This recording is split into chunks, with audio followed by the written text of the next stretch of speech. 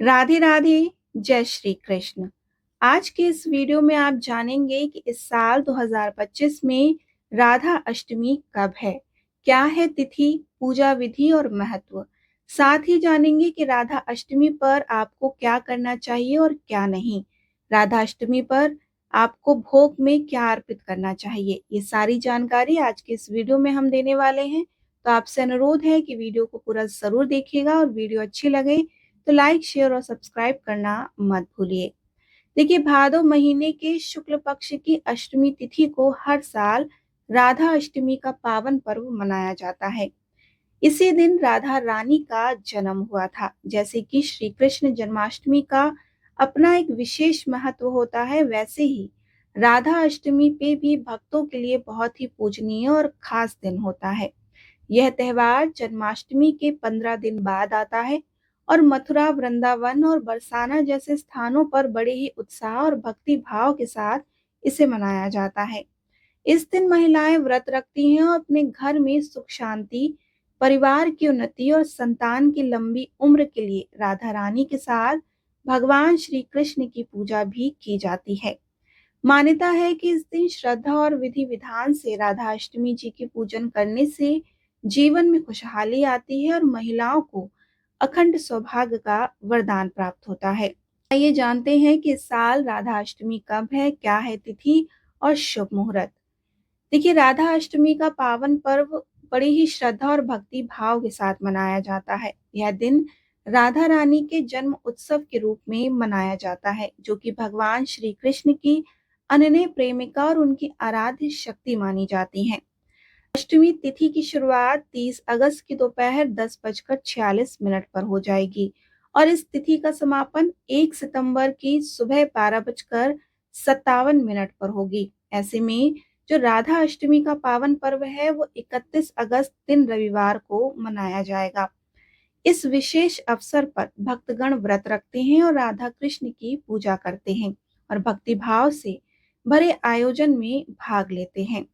राधा अष्टमी के शुभ दिन को खास बनाने के लिए आपको ब्रह्म मुहूर्त में उठकर स्नान आदि से शुद्ध होकर साफ सुथरे वस्त्र पहने। इसके बाद घर के पूजा स्थान को अच्छी तरह सफाई करें। वहां पर एक तांबे या पीतल के कलश में स्वच्छ जल को भरकर स्थापित करें।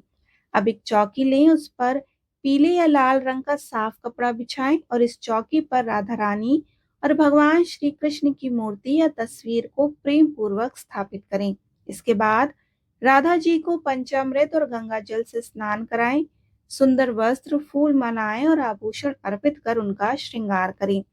फिर दोनों को चंदन, अक्षत, फूल, मौसमी फल और मिठाइयां आदि अर्पित करें। पूजा के दौरान धूप और दीपक जलाएं। संपूर्ण श्रद्धा से राधा कृष्ण की आरती करें। आरती के पश्चात राधा और कृष्ण के नामों का जप करें और भक्ति भावना के साथ पूजा का समापन करें।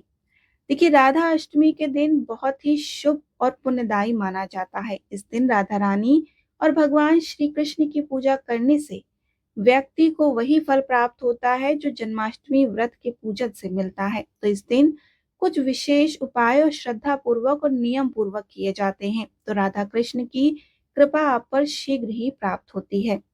ऐसा कहा जाता है कि राधा अष्टमी के दिन गुप्त रूप से तिल, उड़द की दाल, काले वस्त्र, लोहा या लोहे की वस्तुएं दान करने से विवाह में आ रही अड़चनें दूर होती हैं, अच्छे रिश्ते के योग भी बनते हैं और यह उपाय विशेष रूप से उन लोगों के लिए लाभकारी माने जाते हैं जिनका विवाह किसी न किसी कारण से रुका हुआ है। हालांकि इस बात का ध्यान अवश्य रखें कि कुंवारी कन्याओं को इस दिन श्रृंगार सामग्री का दान करने से परहेज करना चाहिए। धार्मिक मान्यता के अनुसार ऐसा करने से अनजाने में दोष लग सकता है। राधा अष्टमी के दिन राधा रानी और श्री कृष्ण को भोग लगाने का विशेष महत्व है। इस दिन यदि श्रद्धा भाव से दूध, सफेद मिठाई, सादा चावल या बिना मिश्री का खीर का भोग अगर आप अर्पित करते हैं तो राधा कृष्ण की विशेष कृपा आपको प्राप्त होती है।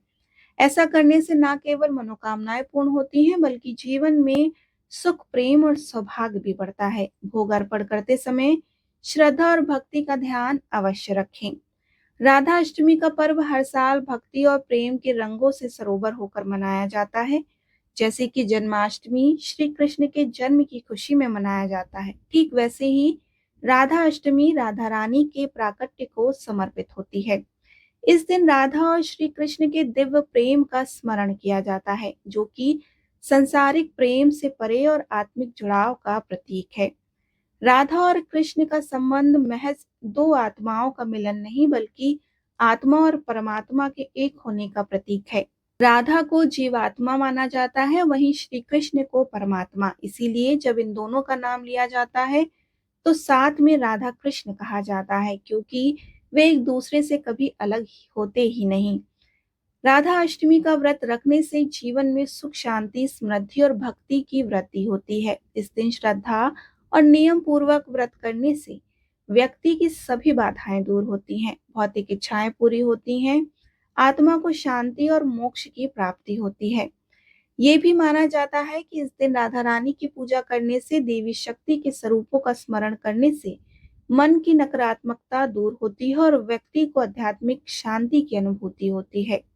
राधा अष्टमी हमें प्रेम, भक्ति और निश्चल समर्पण का दिव्य संदेश देती है। राधा कृष्ण का अद्भुत रूप यह सिखाता है कि जब मनुष्य अपने भीतर के अहंकार और सांसारिक मोह से ऊपर उठ जाता है, तभी वह परमात्मा के सच्चे सानिध्य को महसूस कर पाता है। इस पावन अवसर पर व्रत, कीर्तन, दान और सेवा के माध्यम से हम न केवल आत्मिक तृप्ति कर पाते हैं, बल्कि जीवन में सकारात्मकता, सौहार्द और समृद्धि भी आमंत्रित करते हैं। राधा अष्टमी पर हम सभी अपने भीतर प्रेम और करुणा का दीपक प्रज्वलित करें और राधा रानी के मधुर चरणों में अपने जीवन को समर्पित करते हुए सुख, शांति और आध्यात्मिक उन्नति की ओर कदम बढ़ाएं। हमारी यही प्रार्थना है कि राधा रानी और भगवान श्री कृष्ण की कृपा आप और आपके परिवार पर सदैव बनी रहे। आपको वीडियो कैसा लगा हमें जरूर बताएं। वीडियोस अच्छी लगती हों तो लाइक, शेयर और सब्सक्राइब करना मत भूलिए। राधे राधे।